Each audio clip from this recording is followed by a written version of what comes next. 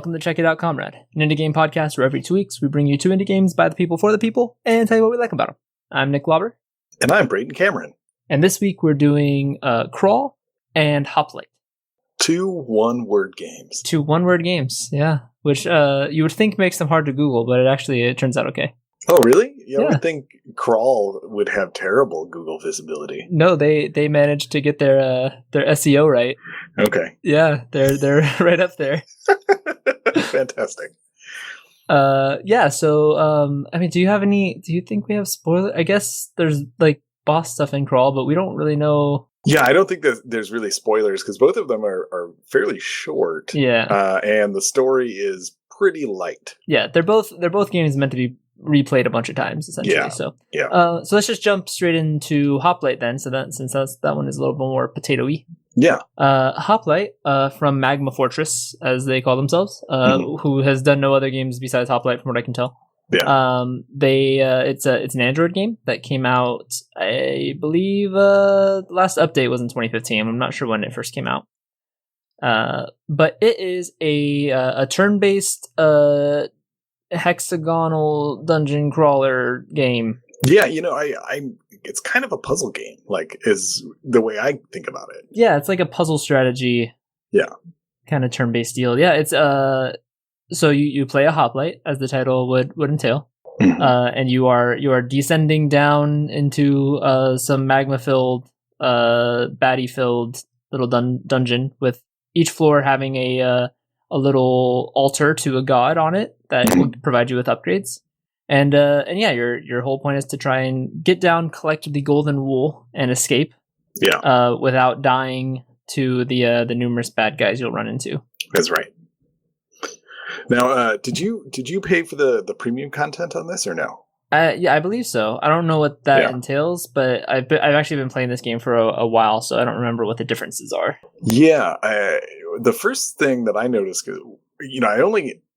the game's fairly hard. At least I thought so. And in the story mode or the quest mode or whatever it's called, once you collect the fleece, you can continue to go further down. Yes. And that's premium content there. Oh. And then also challenge mode is premium content. Okay, yeah. And the challenge mode is essentially just you start off with specific loadout of prayers already set. Yeah. And still have to try and make your way down. There's also achievements that unlock new abilities for you to get at those altars. Right. Yeah. Or just in general, when you're just playing, you end up getting achievements as well. Yeah. And yeah. So the main challenge of this game is essentially, since it's a turn-based game, each of the different enemies kind of have their own logic and abilities to them, and it's sort of worming your way to clear the map of the guys that are coming up to get you while evading the people who can attack you at range. And you can kind of see what everyone's attack range is by clicking on them. Yeah, which is really nice. But you'll still very likely find yourself in positions where you accidentally step into an archer's range and get shot. Yeah, I think there's 4 types, right?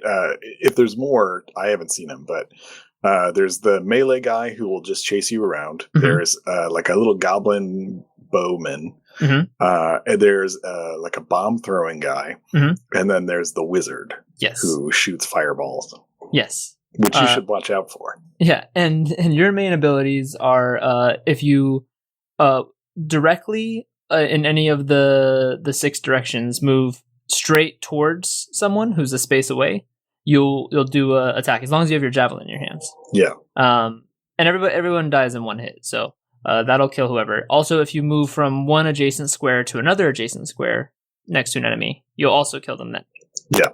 And then you have a shield bash, which can push enemies into each other or into those bombs that those guys throw or into the magma. Mm-hmm. And you can throw your javelin, which is how you would attack from range and thus be without your javelin. Yeah. You also have a jump attack. Yes. Yes, you can jump and use that to move into enemies or across attack ranges or over magma pits. Yeah. I found, did you find a particular strategy that worked really well for you? I know that the first time I played this around, I actually made a lot of use of throwing javelins and using the jump to or the retrieval abilities that you can get from prayers. Yeah. This time through, when playing it again for the show, I found myself using Shield Bash a lot more, actually. Yeah. And extending the abilities of Shield Bash to kind of throw myself backwards or throw people further. And that led to a lot more kind of chain reactions in a way that the Javelin never really does. Okay, yeah, that's true. Especially when you get one of the upgrades you can get is something called Deep Lunge, which allows you to kill 2 people that are in a row. That one is really nice, yes. Yeah. I personally found, after playing for a pretty good amount of time, because I played a lot of it while I was in transit, and I found that I could get to the fleece pretty consistently with just taking health upgrades and then full healing. Yes, that is definitely a viable strategy. Yeah. Just having a huge health pool for every little time that they get themselves lined up just right, that no move is safe. Yeah. Definitely works out. It's just not as fun. Yeah, I agree. It was pretty boring. Nick, do you know anything about the unique run challenge or parts of it where I kept getting these, I only got a message a couple times when it would be unique run bonus will be removed if I get a certain upgrade. Yeah, I don't know what that is either. Okay. Yeah, I've been confused by that, and I was like, oh, okay, I won't take that upgrade. Maybe it means that I've been taking just the same upgrade every time or something. Yeah. But then I'd get to the next altar, and none of the items there would have that message on them. Right. So I have no idea. I think maybe what it is there's specific challenges or achievements that require you to take only specific types of prayers. Yeah. Because I know there's some that the achievements in this are huge. There's a long list of them, and some of them are never kill any of the wizards or the bomb throwing guys. Okay. So you just go down to the next floor trying just to avoid those guys. Yeah. And I believe some of them have to do with situations of killing enemies, like kill 3 in one move, right? Yeah. So you got one. Yeah, I did do that once, and then you get to unlock agility, which is actually really cool. Yeah. Yeah. So that's the one that gives you an extra move, right? When you kill. Yeah. That's a very good one. But yeah, I have no idea what that specifically what that one that it warned you about entails. Yeah, I have no idea. Did you try any of the challenge modes? I only did a couple, and they're really, really hard. Yes, that's pretty much been my experience with them too. Is I fired up a couple of them and got decimated pretty quickly. Yeah, but it's a really fun game, and it's got a kind of a pixely 8-bit aesthetic. Mm-hmm. And I really enjoyed it. I never listened to it. Does it have music at all? I think so. Oh. It's a very good game for turning off the music and listening to whatever you want, though. So that's true. Yeah. I play Isaac that way a lot. It's just my podcast game where I'll just put it on with my hands and not have to listen to any of this stuff because I can concentrate on both that and something else. Yeah, that makes sense. And this plays even better for that because it's turn based and whatnot. So Mm-hmm. yeah, it's a quality mobile game. Yeah, for sure. Do you have anything else to say about it? I don't think so. Good job, Magma Forge. I hope you make another game because this one was pretty good. Yeah. I'm probably going to keep playing it every once in a while when I'm on the train or whatever and I need something to do.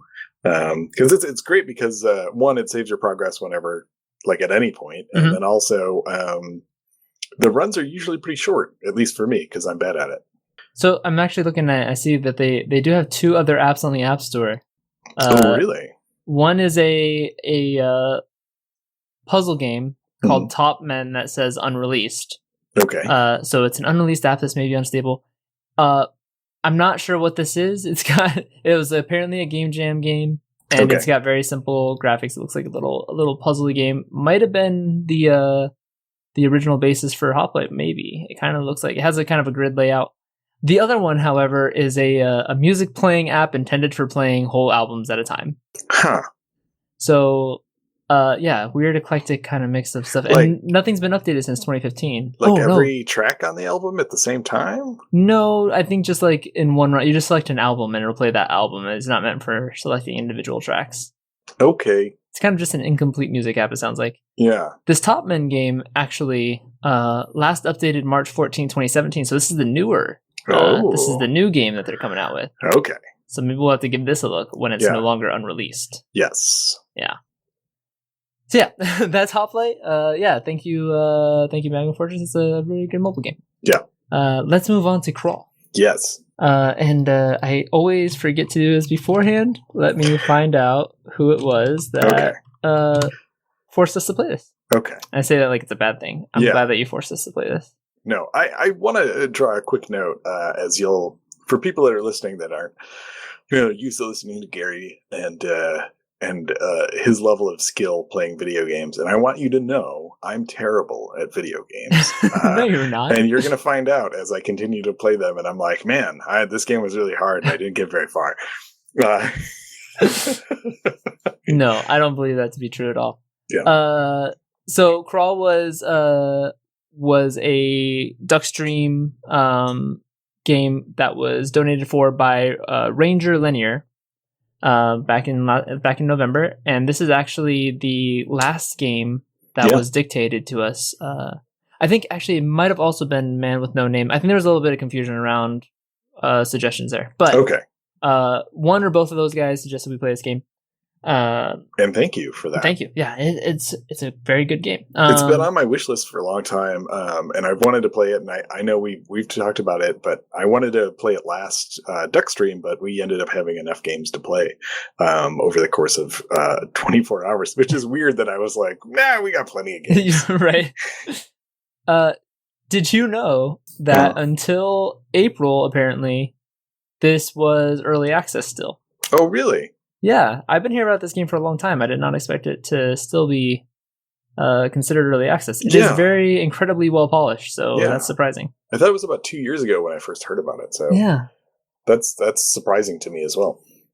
So let's talk about what it is real quick. So Crawl, as I said, the official release date, April 11, 2017. It's been floating around early access for a while before that, and it is from a developer named Powerhoof. And the game is a up to 4 player, 1 to 4 player local multiplayer or AI game where it's sort of a roguelike, except that the monsters are all controlled by your fellow players. Yes. And they are trying to kill the current active player, and when they do, they take over as the active player. And your goal is to reach at least level 10 and proceed through the portal that will take you to the final boss. At which point, it is only that one player who has a chance to win, and they either win or lose. They either are defeated by the final boss or manage to escape, and it's really good. Yeah, it's very arcadey. Like, it definitely feels like it belongs in an arcade cabinet in like the mid 80s.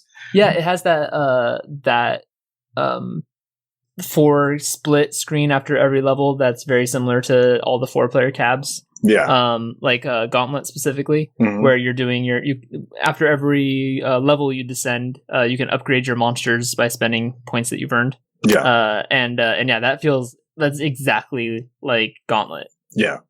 I the first time I played, I fell in love with it like right away. Yeah. But I was embarrassed by how quickly the computer was just like picking all of their stuff for their monsters and like leveling things up, and I was like, oh, I don't even know what any of these things do. I don't think it's there to shame you. However, like that part is just like, okay, the AI clearly knows what it's doing, so it's just kind of going through the motions here. But the shops, the way the AI goes through shops is like horrifying. Like, they're like, they get the people who are enemies at that point get to like collect on, I forget what they call it, but there's like little points that they can collect while you're just in the shop. Yeah. And I'm there like reading every item description and just giving them hella points. Meanwhile, they're in and out of the shop in 2 seconds and I get nothing. Yeah. They're jerks and way better at this game. Yeah. This game reminded me a lot of Isaac in a way. Not in the roguelike elements or like the item combos, because those aren't really a thing, but a lot of the powers and there's just kind of a general feel of it. Because each room has monsters and traps, or and you level up your one-eyed bat, and eventually you're able to like shoot giant laser beams and stuff. It's really great. Like, it's very satisfying. So yeah, it plays. The way it plays out for the most part is it's just like analog stick and 2-button controlled. Don't try playing on a keyboard; it's god awful. I did, and it was awful. It's was really the worst. bad. I made it through the tutorial barely. and yeah, so it's kind of a, I don't know. It's not really overhead, not really isometric point of view, but it essentially you have, as the human player, you have a singular attack to start off with, and a roll, essentially, like a iframe roll. Yeah. You collect gold from chests and stuff, and you collect experience by killing the monsters that get spawned by your fellow enemies, which can be spent in shops each level. And those shops contain better weapons, or worse weapons sometimes. Yeah. New powers that replace your dash or your roll, and then there's kind of bottles that kind of give you trade-offs for abilities or skill stats, right? Yeah. And then some of the items are actually intended to help your monsters out when you're not human form. Yeah, and yeah, so essentially the main kind of play to the game when they're against the other players is that it's a race to level 10, but then at that point, you're probably not going to be able to take out the boss right at level 10. Right. So when you are just level 10 and no one else is, then you kind of have some leeway with trying to get yourself buffed up a little bit more still. Mm-hmm. But the second there's 2 people level 10, it becomes like a game of chicken. Like, okay, who's gonna take the dive and go for the final boss? Right. Regardless of how powered up they are. Yeah, because until then you can't go through the portal to get to the final boss. Right. So tactically, it's a really neat idea. Yeah, it's really cool. It's really well balanced too, because the monsters never seem impossible. The I never felt overpowered as the human. Mostly, I felt underpowered, which I was fine. That's kind of what I expected. It was good. It was fast paced. I don't even know what more to say about it. It's just really quality. Like it's hard to. I don't really think I can find any major defects to it. That said, you and I have both only played this single player with AI players, and in fact, like I tried to play it with the default setup, which is you plus 2 medium difficulty bots. Yeah, and got wrecked, like really fast. So I dropped them both down to easy, and I got to the final boss 2 times that way. Easy bots are pretty easy. And you can only choose one difficulty level, so I wanted to just like step my way up to medium and like move one of them to medium and have one easy. Yeah, it wouldn't let me. So I tried another game as medium and got wrecked again.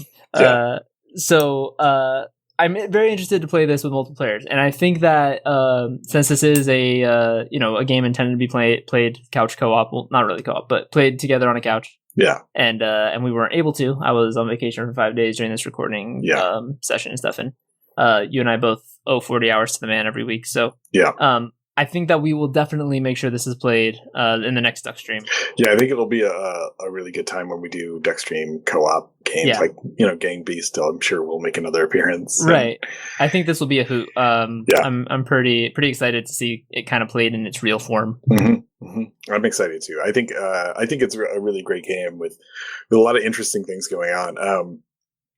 And the monster variety is really fun too. Like the fact that you get to, when you level up your monsters, you get a choice between one or the other. Yeah. And admittedly, I don't know what they are. Right. I have no idea. But like that, I was just like, oh, it's a skeleton archer, or I could make it like a death wizard or something else that's really badass in a skeleton. And which one do I choose? Each time they always get bigger. Like no matter what, they get bigger. Yeah. And you have to weigh between like, do I want to level up? Like, because you don't get to choose. I think you have three monster types, right? Mm-hmm. And you also decide a god at the beginning of the game, and that decides what your 3 monster types are. Right. But when you're actually entering a room that has the places to spawn enemies, you don't know which one is going to come out. Right. So it becomes a choice between do I make one of my 3 possible monsters really powerful, or do I try and keep them all equal? Yeah. But either way can play out disastrously against you. Yeah. So I really like kind of, there's a lot of just small bits of things that just make it feel like this game was thought out way more than I actually expected. Like people put serious time into playtesting and kind of deciding every little decision that was put into this. Yeah. And, just as an aside, like being able to play as a monster is really cool. Yeah. Like it's not a thing you get to do in games very often. And that was really satisfying for me. I almost wanted to die just so I could be a cool monster instead of like a dorky human. Like, who cares about this dorky human? Especially right after you level him up, and then you come back to the next floor. You're like, "Fuck, I'm still human." That's right. I wanted to see my new like gigantic wizard guy. What he could do. Yeah, I want my King Slime. Yeah, it's kind of silly. What was I going to say? I'm sorry. I totally spaced out. I apologize. Okay. Did you have any favorite monsters that you came across?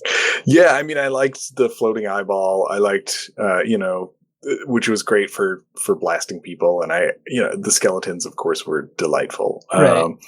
Yeah, I don't know if I had one in particular that I liked. So when I was playing on Easy Bots, I don't remember what the god's name was, but he had this little like silkworm guy. Mm-hmm. And all his two abilities were just that he could shoot this little needle out. And he could like dig underground and burrow just as an escape route. But with Easy Bots, it was perfect because I could just keep out of rage. And like I spent like 5 to 10 minutes in each room just taking out the human guy all alone. Just poking at them? Yeah. Just yeah. And then I'd get to be human and go like collect a bunch of experience and then like let myself die so that I could go back to playing monsters again. Yeah, that's pretty great. So definitely, if you just want to kind of explore mechanically what there is on offer, Easy Bots is the way to go. Mm-hmm. And we didn't even talk about it yet. You actually unlock stuff too. Oh, yeah. Each playthrough, I don't know if you have to get a win or what happens, but you unlock new monsters to trade to, and I assume probably shop stuff as well. I don't think I saw any. But I definitely unlocked like alternate monsters to choose from, whereas the first time around I only had one choice. Now I had two, and I'm pretty excited to see kind of how deep the unlocks go too. This might have a lot. It's kind of unique for a multiplayer game, right? Yeah, multiplayer game and something that seems so arcadey that it would have so many unlocks. Yeah, it'd be cool for someone to actually set up a cab that had this in it. Maybe you had like a QR code to load your save or something. Oh, that would be pretty cool. Yeah, this would be neat. Is that like our next summer project? Yeah, let's build a crawl arcade cab. We'll go like donate it to Ground Control. Yeah, there we go. Work with the Power Hoof to put it together. Yeah, that'd be pretty awesome. That'd be really fun. Cool. So yeah, I think the only thing we really haven't talked about yet is the final boss. Yeah, which I only got to once because I'm bad at video games. No, you're not. I don't believe you. Yeah, I'm only good at like 3 video games, and one of them is like, what is the word I'm looking? Bloody Roar. Is that the dinosaur fighting game? Is that what that one is? No, that's Primal Rage. Rage. Bloody Roar is the lycanthrope fighting game. Oh, right, where you play as humans with cat heads and stuff. Yeah, well, this isn't the right place for it, but yeah, each of the characters has the ability to transform into like a manimal. Oh, right. Of some sort. And you're skilled at it, is what you're saying. I don't know if I'm skilled at it. Just like for some reason, I figured it out. Like, my friend, I grew up playing video games primarily with my friend Marty, who beat me at literally every game except for Bloody Roar, which I was just really, really good at. I don't know why. So this is still off topic, but are you like good at the game kind of in general, or do you just have like one cheap ass character? No. I can play with almost any of the characters and do pretty well. I have one character that I do very well with, but almost all of the characters I do pretty well. Well, I don't want to make any promises yet, but I might have to emulate it for the next Duckstream as well. Yeah, it's worth it if we want to play against each other, and then also it has some of the worst endings of any fighting game, so it's worth it for that too. That sounds amazing. So back to Final Boss. So yeah, tell me about the final boss that you came up across. Well, I fought the Cyclops, who's in the introduction, which I wanted to talk about the narrator, who's a fantastic voice. That's true. He's really great. You only really get him at the beginning. He's not around a lot, but he's really wonderful. I liked it a lot in the tutorial. I kind of don't like how you have to sit there for a minute listening to him tell the same old story every time you start up a game. That's true. I think I like his voice a lot. And I like the ridiculous pause. Like he starts it off like he's trying to build tension, and then he just launches into this like nonstop diatribe. Yeah. Where it's like, why are you building tension? It's like you tried to get me to think that you didn't know what you were going to say, and then you just ran off 15 sentences about escaping. Right.